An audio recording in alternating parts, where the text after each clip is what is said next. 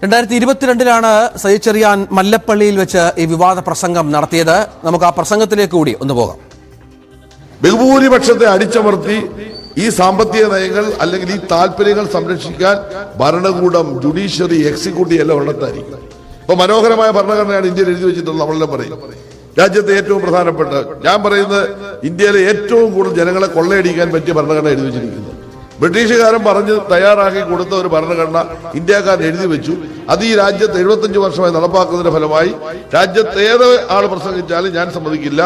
ഈ രാജ്യത്ത് ഏറ്റവും കൂടുതൽ കൊള്ളയടിക്കാൻ പറ്റിയ ഏറ്റവും മനോഹരമായ ഒരു ഭരണഘടന ഇന്ത്യ എഴുതി വെച്ചിട്ടുണ്ട്.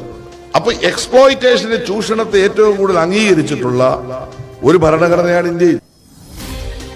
2022 ജൂലൈ 3 പത്തനംതിട്ടയിലെ മല്ലപ്പള്ളിയിൽ വെച്ച് നടത്തിയ CPM ഏരിയ കമ്മിറ്റി സംഘടിപ്പിച്ച ചടങ്ങിലായിരുന്നു ഈ പ്രസംഗം അദ്ദേഹത്തിന്റെ ഭാഗത്തുനിന്ന് ഉണ്ടായത്. സയ്യിദ്, ഇപ്പോൾ സയ്യിദ് ചെറിയാൻ അസന്നിഗ്ധമായി പറയുകയാണ് രാജിയില്ല എന്ന്, കോടതിയെ സമീപിക്കുമെന്നുള്ളതും. അപ്പോൾ ആദ്യം ഒരു ഘട്ടത്തിൽ രാജിവെച്ചിരുന്നു.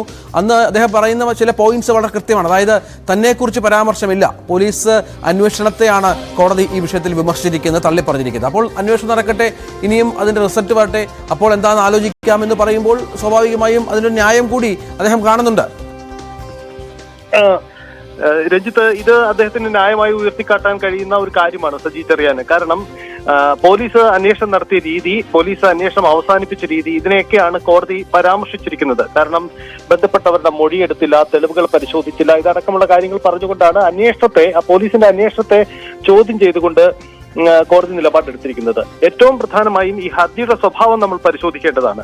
ഹർജിയുടെ സ്വഭാവം നിലവിലുള്ള പോലീസ്, അതായത് മന്ത്രി സജീദ് ചെറിയാനെതിരായി നടത്തിയ പോലീസ് അന്വേഷണത്തെ ചോദ്യം ചെയ്തുകൊണ്ടും അതിന് പകരം ഒരു ദേശീയ ഏജൻസി CBI അന്വേഷിക്കണമെന്നതുമായിരുന്നു ഈ ഹർജിയിലെ ആവശ്യം.